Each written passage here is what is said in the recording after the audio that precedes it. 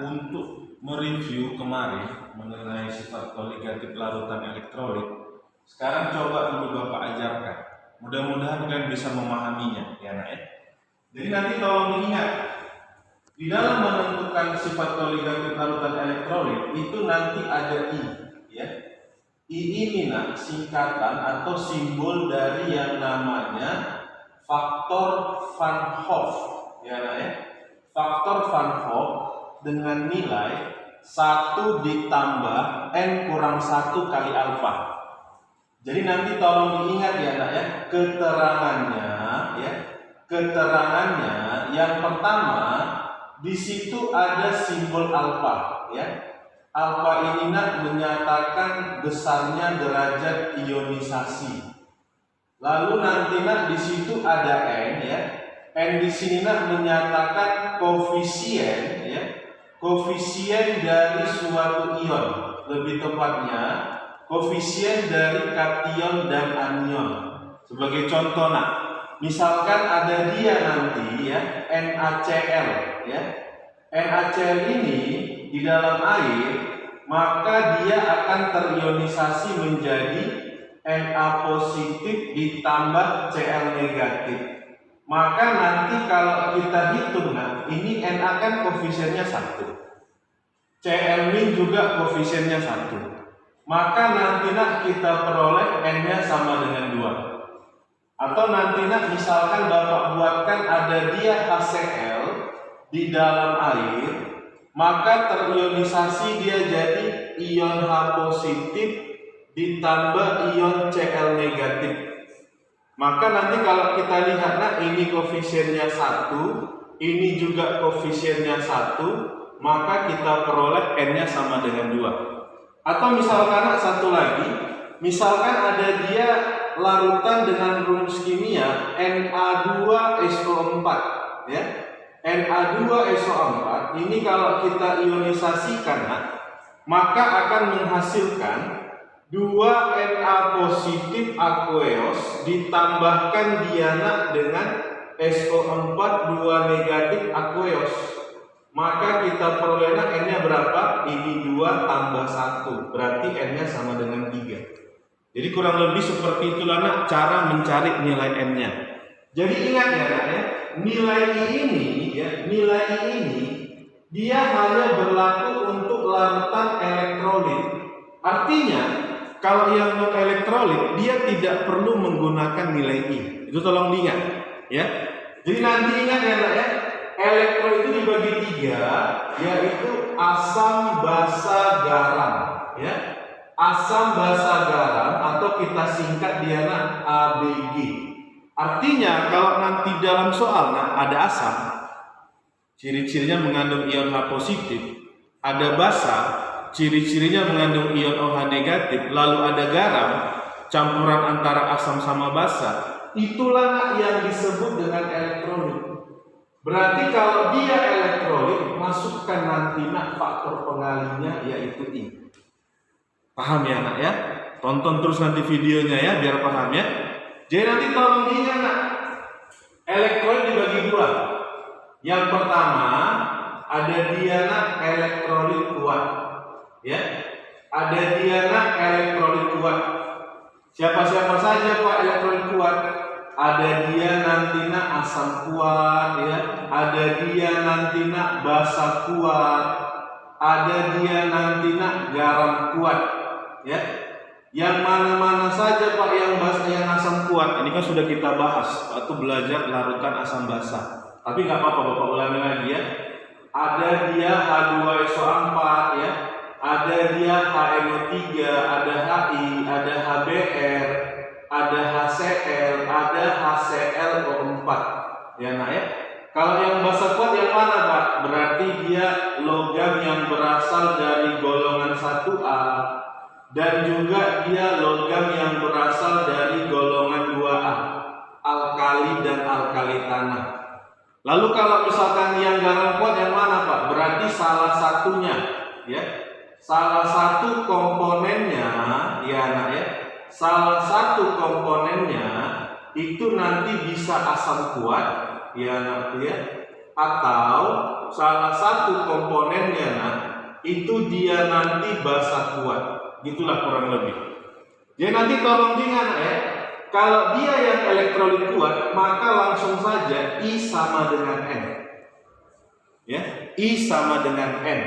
Jadi misalkan ya anakku ya, atau nanti ingat panduan satu lagi, kalau dia yang elektrolit kuat anakku, maka nanti di dalam soal ini alfanya sama dengan 100% atau sama dengan 1. Ya anakku ya, maka langsung saja I sama dengan N. Bapak contohkan, misalkan ya, Bapak ambilkan HNO3 lagi ya, berarti HNO3 asam kuat, berarti H positif ditambah NO3 negatif, maka I sama dengan N, 1 tambah 1 berarti N-nya 2. Itu dia. Atau nanti misalkan ada CaOH 2 kali golongan 2A, maka nanti Ca2 positif ditambah 2OH negatif, maka nanti kita peroleh N-nya juga sama dengan berapa? Ini 1 tambah 2, 3. Itu kalau yang kuat. Lalu nanti tolong diingat, ada yang kuat, yang berikutnya ada dia elektrolit yang lemah. Nah, ini tolong diingat ya. Kalau dia elektrolit lemah ya, dia nanti asamnya asam lemah, basanya basa lemah, garamnya garam lemah. Atau nanti ingat saja ya, kecuali yang asam kuat, yang basa kuat, dan yang garam kuat.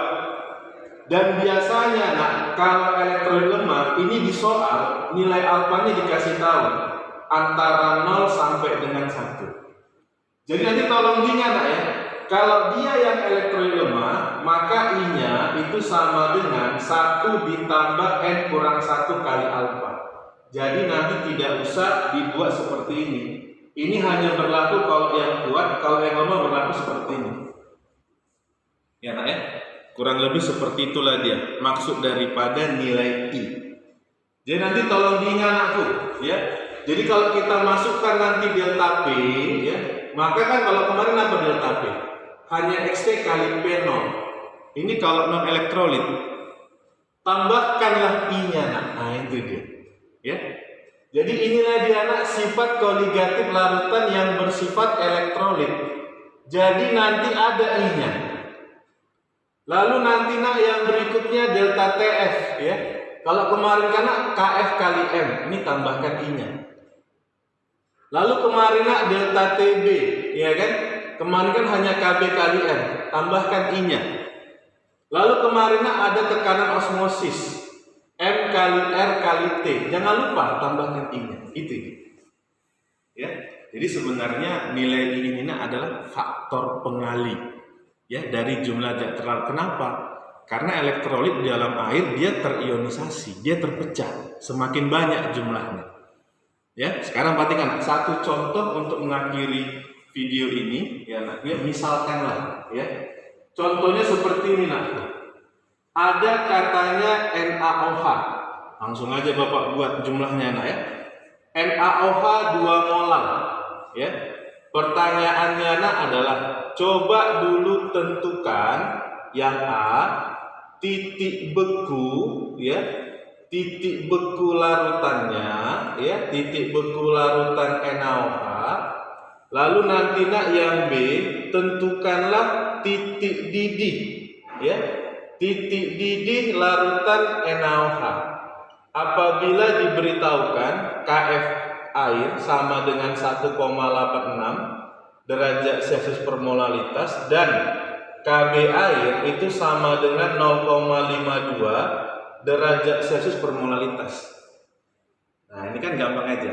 Coba sekarang Bapak tanya NaOH non atau elektrolit? Ayo, non atau elektrolit?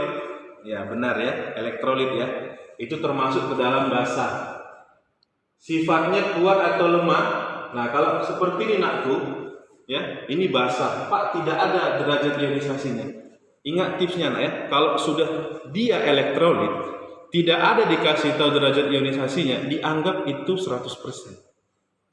Kecuali kalau nanti di soal diberikan di sini NaOH 2 molar terionisasi 90% misalkan. berarti itu elektrolit lemah.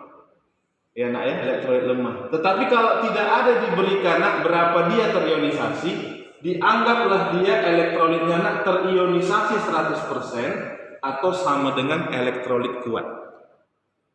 Paham ya nak ya? Nah sekarang perhatikan nak, apa tadi Bapak bilang? Kalau elektrolit berarti nanti ada I-nya, ya anakku ya. Sekarang tinggal sesuaikan. Oh, dia elektrolit kuat Pak. I sama dengan N. Ya kita hitung dulu N-nya. Berarti karena NaOH. Berarti kalau kita ionisasi jadi apa? Na positif ditambah dengan OH negatif. Maka N sama dengan ini 1, ini 1. Totalnya N sama dengan 2. Sebenarnya kalau kalian udah jago nak, gak usah lagi diionkan.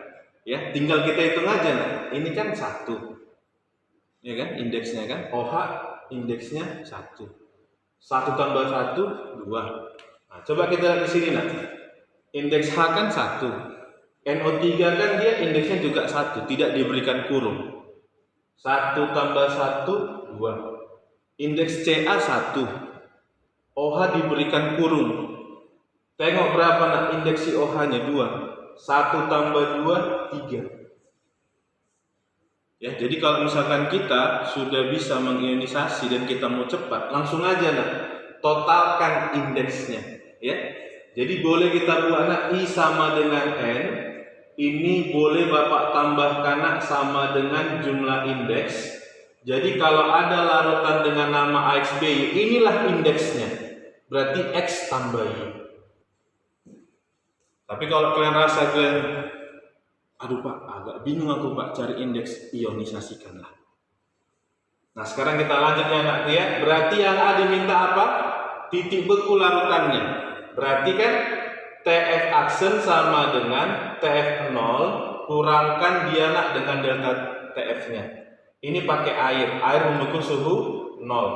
Berarti tinggal kita cari besarnya delta TF ya nak ya. Berarti 0 dikurang, masukkan anak delta TF-nya karena dia elektrolit. Nah, berarti Kf kali M kali I. Dah. Berarti 0 dikurang 1,86 ya anakku ya, dikali 2, ya kan? Dikali lagi dia nak dengan 2. Nah, itulah dia nanti hasilnya nak. Nanti silahkan kalian cari sendiri ya, berapa derajat Celcius ini. Ya anakku ya. Nah, yang berikutnya nak, yang diminta titik didih larutannya. Titik didih larutan berarti titik didih pelarut yang ditambah dengan besarnya kenaikan titik didih. Berarti nanti nak air dia mendidih suhu berapa? 100 derajat Celcius. Delta TB-nya, oh ini kan elektrolit Pak. NaOH kan elektrolit. Ya masukkan aja nak tuh. Berarti Kb kali M kali I. Nah ya. Berarti 100 derajat Celcius ditambahkan berapa Kb-nya? 0,52. Berapa molaritasnya? 2. Berapa I-nya? I sama dengan N 2. Berarti 100 derajat Celcius ditambah 0,52 dikali 4. Itulah dia nanti nak. Silahkan nanti kalian cari. Ya, jadi itulah dulu anak-anak pemahaman kita mengenai sifat koligatif larutan elektrolit. Ya nanti kalau misalkan ada lagi masalah silahkan bertanya ya anakku ya, biar nanti kalian makin paham. Ya, Bapak rasa itu dulu. Selamat pagi semuanya.